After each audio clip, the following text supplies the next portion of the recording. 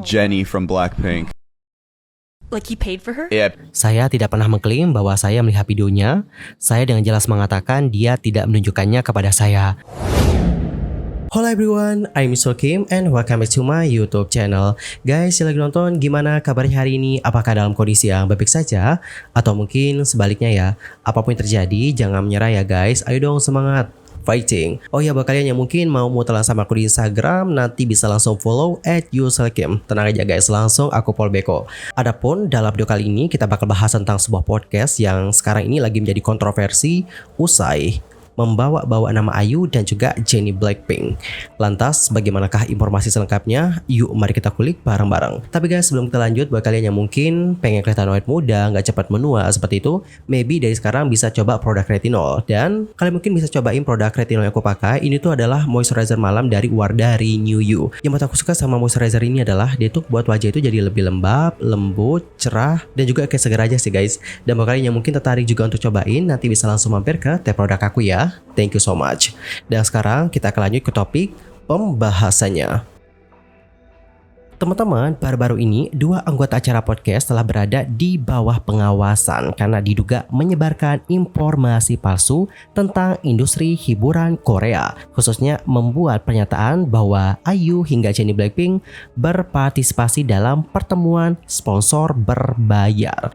Masalah ini bermula ketika pada tanggal 28 Mei ada klip pendek dari episode sebelumnya dari podcast Above the Influence Show yang awalnya dibalik paywall bonus klip dari 3 bulan lalu menjadi viral di sosial media. Yang mana usai ini tuh viral, ini tuh memicu perdebatan hangat guys di kalangan netizen. Dalam klip tersebut, pembawa acaranya yang bernama Michelle Kirali dan juga Woo Tak Kim itu membuat pernyataan yang menyinggung beberapa selebriti Korea yang disebut berpartisipasi dalam pertemuan berbayar dengan individu yang bersedia untuk menghabiskan banyak uang. Dalam klip pendek yang sekarang ini menjadi viral, Michelle mengatakan seperti ini guys. Ini langsung aja ya aku baca terjemahannya. Statement dari Michelle kurang lebih kayak gini guys. Semua bintang K-pop di Korea adalah horse. Semua aktris Korea adalah horse.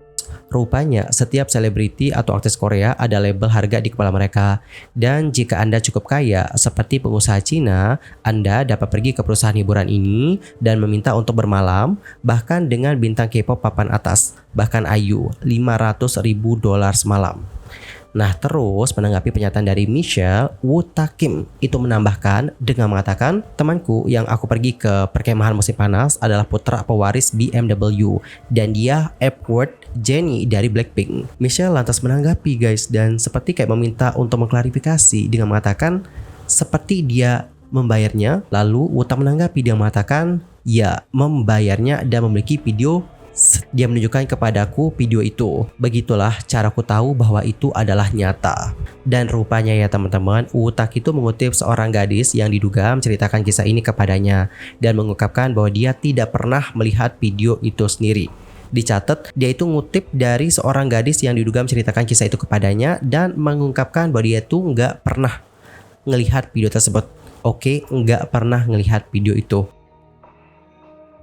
Dan pada akhirnya menyusul klip yang menyebar di sosial media, para netizen pun marah dan menyerukan tindakan dikarenakan menyebarkan klaim yang tidak berdasar.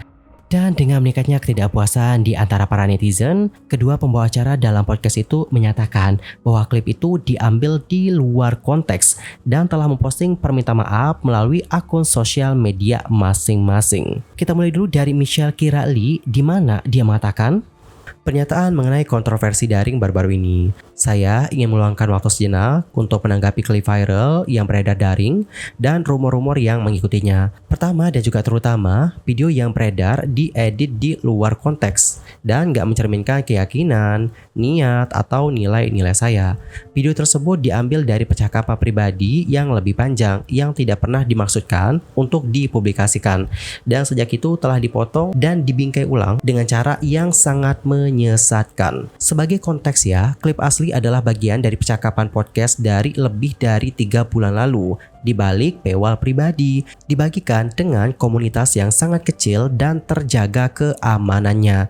Di dalamnya, saya menceritakan pengalaman saya dengan seseorang di industri K-pop yang berbagi klaim yang mengganggu dengan saya. Saya mengulangi apa yang dia katakan, kata demi kata, bukan untuk mendukung atau menyebarkannya, tetapi untuk menyoroti betapa misoginis dan toksiknya industri ini di balik pintu tertutup. Saya ingin menjelaskan bahwa itu bukan pendapat atau keyakinan saya. Itu adalah kutipan dari orang lain yang menurut saya mengganggu dan layak didiskusikan secara kritis. Sayangnya, seseorang merekam klip pribadi itu, lalu mengeditnya untuk menghilangkan semua konteks dan membagikannya secara online dengan cara yang secara keliru membuatnya tampak seperti saya menyerang atau merendahkan artis tertentu. Saya sangat menyesal bahwa hal ini telah menyebabkan rasa sakit hati bagi penggemar mereka dan bagi artis itu sendiri.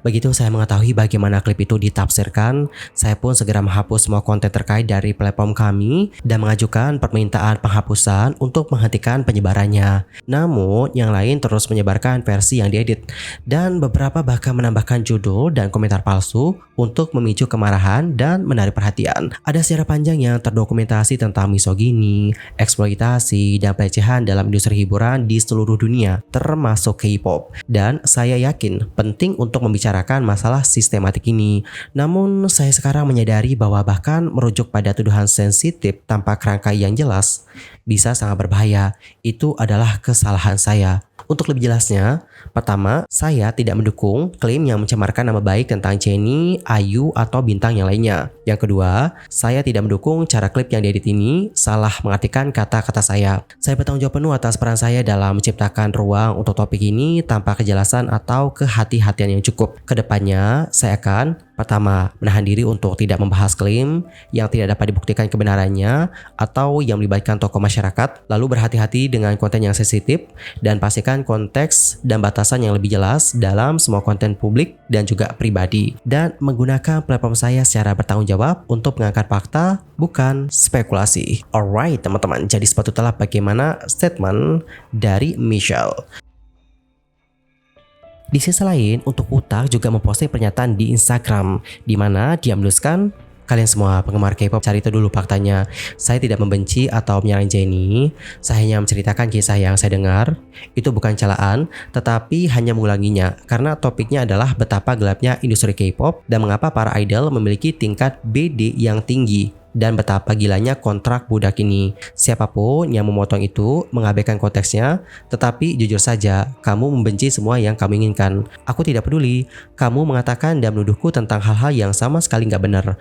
Kamu dapat melakukan pencarian selama 10 menit untuk menemukan konspirasi dan tuduhan yang sama tentang industri K-pop. Aku tidak menentang Jennie dan mengungkitnya karena kedengarannya liar. Jika kamu ingin mengalami gangguan setiap kali seseorang mengkritik industri yang mengontrak selebriti favoritmu untuk menjadi budak, silahkan saja. Tetapi sentuhlah rumput itu. Alright, jadi seperti itulah bagaimana statement dari Utak. By the way, kalau berdasarkan kacamata aku ya teman-teman, ini berdasarkan kacamata aku ya. Aku sendiri juga sering banget ngebahas tentang sisi gelap K-pop, terutama tentang masalah sponsor ini. Aku juga bahas teman-teman. Ada kok videonya beberapa waktu lalu, masih ada videonya.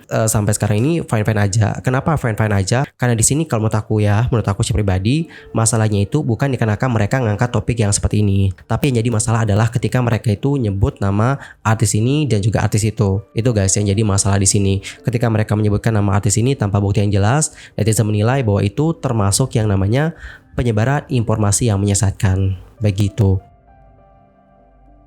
Kemudian, melalui postingan Instagram Above the Influence Show, mereka menuliskan pernyataan permohonan maaf yang isinya adalah seperti ini. Sebelum saya membahasnya, harap tonton konteks lengkap dari klip-klip yang dibagikan tanpa persetujuan kami. Klip-klip ini diunggah ke platform konten bonus kami yang mengharuskan kalian menjadi anggota berbayar untuk dapat melihatnya, bukan ke seluruh internet. Seseorang telah mengambil klip-klip tersebut dan memotong konteksnya untuk menggambarkan kami agar terlihat seperti kami mengatakan hal ini dengan jahat atau sebagai serangan terhadap para wanita ini. Kami awalnya menghapus postingan ini dalam waktu seminggu setelah mempostingnya karena adanya keluhan dan reaksi keras. Sebagian besar dari kalian belum pernah menonton konten reguler kami secara lengkap. Kami sering membahas teori-teori gelap dan konspirasi, terutama jika kami memiliki pengalaman pribadi dengan topik tersebut. Kami melakukan ini untuk menjelaskan dan membahas hal-hal yang biasanya tidak akan pernah dimuat di media arus utama. Meskipun niat kami tidak pernah untuk menyakiti atau mencemarkan nama baik Jennie, kami hanya mengulang cerita. Lalu di sini dia itu menjelaskan tentang beberapa poin teman-teman. Poin yang pertama, saya tidak pernah mengklaim bahwa saya melihat videonya. Saya dengan jelas mengatakan dia tidak menunjukkannya kepada saya. Yang kedua, saya tidak pernah mencaci maki mereka atau mengklaim bahwa itu adalah kesalahan mereka. Yang saya katakan adalah praktik seperti itu bisa saja ada, menjijikan dan mengerikan. Seperti yang saya katakan di klip lengkapnya. Kira pun atau Michelle juga tidak pernah mencaci maki siapapun. Dia mengutip apa yang dikatakan seseorang kepadanya. Dan kami membahas betapa gila dan menjijikannya hal itu jika itu nyata. Bagaimanapun, Wutak dan tim kami perlu meminta maaf karena menyebarkan informasi yang sama sekali tidak berhubungan dengan diri saya di internet. Saya tidak punya niat jahat terhadap Jennie dan selalu mendoakan yang terbaik baginya sebagai seseorang yang senang melihat orang Korea lainnya menang. Saya mengerti bahwa mengulang gosip ini dapat menyakitinya dan saya sungguh-sungguh minta maaf untuk itu. Jika Anda menonton konteks lengkapnya dan ingin membenci, silahkan saja. Atas kesalahan yang kami lakukan, kami minta maaf. Tetapi apa yang banyak dari Anda serang itu sama sekali tidak benar. Anyway, just like talking about himself, and then he would like love bomb in between. He's like, "I'm gonna marry you. You are like my ideal woman," and I'm just like so confused. This sounds like a nightmare date. I don't really know if I'm like enjoying this conversation. And then he started saying that like all the K-pop stars in Korea are, And all the Korean actresses are. and he was like, yeah, they all sleep around, and apparently with every K-pop like Korean celebrity actress, there's a price tag on their head, and if you're rich enough, like a Chinese businessman, you can like go to these entertainment companies and request spending a night even with the top K-pop stars, like even like IU, but it's like $500,000 a night. So I like met some random girl in New York, a rich Chinese international student. She was like trying to get me to come out one night, and I was like, nah. She's like, if you do, I'll tell you the craziest tea you've ever heard in your life. And I'm like, I'm not going to, but tell me the tea anyway. So I finally get it out of her. She basically like like my friend that I went to like some summer camp with, right, is like the son of the BMW heir, and he Jennie from Blackpink. Like he paid for her? Yeah, paid for her and has a sex video and showed me the sex video, and that's how I know it was real. And I was like, what? She didn't show it to me. I was just like, what? And then she like went into it a little bit where she was like, yeah, I mean, like you could like buy any one of those Korean celebrities. And I was like, what? The whole system is just so disgusting and fucked up, honestly. It's fucking disgusting. But you know, I was asking the question, what's his name? Blah blah blah. All these things. Started looking it up. I was like, damn, at least it checks out to this point, right? And then like hearing that definitely makes it feel. And also like this girl's vibe just definitely told me your parents have. Well, inti dari video ini adalah sama seperti yang diungkapkan di postingan tersebut, di mana untuk Michelle hanya mengutip apa yang dikatakan seseorang kepadanya. Jadi cerita itu bukan keluar dari Michelle langsung, namun dia kayak ngutip atau menceritakan kembali apa yang pernah diceritakan oleh seseorang kepadanya, gitu guys. Sementara untuk Wutak itu nggak pernah mengklaim bahwa dirinya melihat video tersebut karena orang itu nggak ngasih lihat video itu gitu ke dia. Dan dia juga tidak mencaci mereka atau menyalahkan mereka. Yang dia katakan hanyalah praktik seperti itu bisa saja ada, menjijikan dan mengerikan. Begitu guys. Namun terlepas dari permintaan maaf publik mereka, kedua pembawa acara tersebut terus menghadapi reaksi yang meluas dengan banyak yang mempertanyakan ketulusan tanggapan mereka. Netizen juga berpendapat bahwa alih-alih bertanggung jawab penuh, mereka seperti berusaha untuk menjauhkan diri dari komentar dengan mengklaim bahwa klip itu diambil di luar konteks dan itu disebut hanya memicu kemarahan lebih lanjut. Karena netizen menekankan bahwa mengulangi tuduhan serius dan merusak berdasarkan dasar-desus, terutama yang melibatkan selebriti terkenal seperti IU dan Jennie tanpa memverifikasi fakta, sangatlah tidak bertanggung jawab. Dan guys, kalau kalian sendiri gimanakah pendapatnya? Nanti langsung aja sampaikan di kolom komentar. Anyway teman-teman, cukup sekian aja untuk hari ini. I'm Misol pamit dan aku mohon maaf kalau ada kesalahan, baik itu dalam ucapan, sikap, tindakan, dan mungkin ada misinformation, mohon koreksi ya. Sampai jumpa semuanya dan selamat beraktivitas. Dan guys, di akhir video ini aku izin ya untuk rekomendasi yang pakai bodycare yang aku pakai.